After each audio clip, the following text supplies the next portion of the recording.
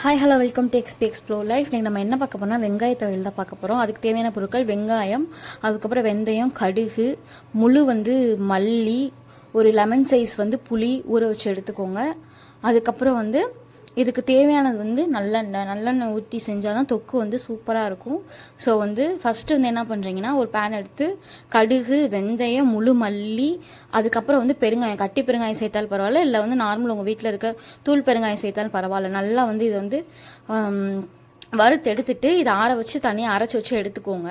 இதுக்கிடையில் ஒரு பேன் எடுத்து நல்லெண்ணெய் ஊற்றிக்கோங்க. ஏன்னா ஒரு 3 நாள் 4 நாள் வச்சு சாப்பிட்ற அளவுக்கு கெட்டு போகாமல் இருக்கிறதுக்கு நல்லெண்ணெய் ஊற்றி செஞ்சால் இன்னும் சூப்பராக இருக்கும். ஸோ நல்லெண்ணெய் ஊற்றிட்டு அதில் கடுகு, கருவேப்பிலை, அதுக்கப்புறம் நம்ம வெட்டி வச்ச வெங்காயம் இதெல்லாம் போட்டு நல்லா வதக்கிட்டு இருக்கும் போதே நீங்கள் உப்பு போட்டிங்கன்னா, ஏன்னா உப்பு போட்டால் நல்லா வதங்குன்னு சொல்லுவாங்கள்ல, அதே மாதிரி உப்பு போட்டுருங்க. நான் இப்போ கொஞ்சம் தான் போட்டிருக்கேன். இதுக்கப்புறம் நான் லாஸ்ட்டில் நான் தனியாக போட்டேன், இன்னும் கொஞ்சம் போட்டேன் பத்தலைன்னு சொல்லிட்டு அதை நான் அதில் காமிக்கிறேன். அதனால் உப்பு கொஞ்சம் போட்டுருங்க, ஏன்னா நல்லா வதங்கினதுக்கப்புறம் இதில் உங்களுக்கு தேவையான அளவு மிளகாத்தூள் போடுங்க. ஏன்னா தொக்குக்கு நல்லா கொஞ்சம் தூக்கலாக போட்டால் தான் நல்லாயிருக்கும். அதனால் நான் 1.5 ஸ்பூன் போட்டிருக்கேன் மிளகாத்தூள். உங்களுக்கு தேவைக்கேற்ப நீங்கள் யூஸ் பண்ணிக்கோங்க. மிளகாத்தூள் போட்டு நல்லா வதக்கிடுங்க. வதக்குனதுக்கப்புறம் இதில் நம்ம புளிக்கரைசல் நான் கரைச்சி வச்சுருக்கேன். அந்த நம்ம வறுத்தெடுத்தாலும் அதையும் அரைச்சி வச்சுட்டு அதுக்கு இடையில புளி கரைசல் நான் கரைச்சி வச்சுட்டேன்.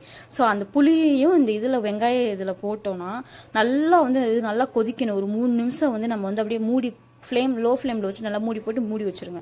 ஸோ நல்லா இது லோ ஃப்ளேமில் வச்சதுக்கு அதுக்கும் நல்லா அது எண்ணெயும் அதுவும் நல்லா பிரிஞ்சு வரும்போது பார்க்கறதுக்கே சூப்பராக இருக்கும்.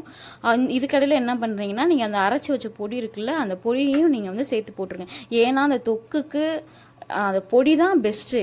அந்த பொடி தான் நல்லா தூக்கலாக காமிக்கும் அந்த தொக்குக்கு. அதனால் அந்த பொடியை போட்டுட்டு அந்த பொடியும் சேர்த்து நல்லா கிண்டிடுங்க.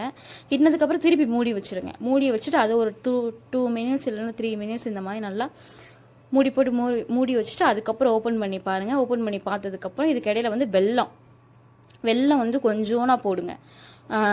நானும் கொஞ்சம் தான் சேர்த்துருக்கேன். கொஞ்சோனா போட்டு திருப்பி அதை நல்லா இது பண்ணிக்கிட்டே இருங்க. அதுக்கப்புறம் அப்படியே கொஞ்சம் அந்த கன்சிஸ்டன்சிக்கு இப்போ இருக்கிறதுக்கும் பாருங்கள், அப்படியே ரொம்ப ட்ரையாக இருக்கும். இதை அந்த சாதத்தில் போட்டு சாப்பிடும்போது செம்மையாக இருக்கும். உண்மையிலேயே அல்ட்டியாக இருக்கும். என் ஹஸ்பண்ட் சாப்பிட்டுட்டு அந்த ரியாக்ஷன் என்னால் கேப்சர் பண்ண முடியல. ஏன்னா நான் அவங்க டேஸ்ட் எப்படி இருக்குமோன்னு தெரியல, அதனால கொடுத்து செம்மையாக இருக்கும்.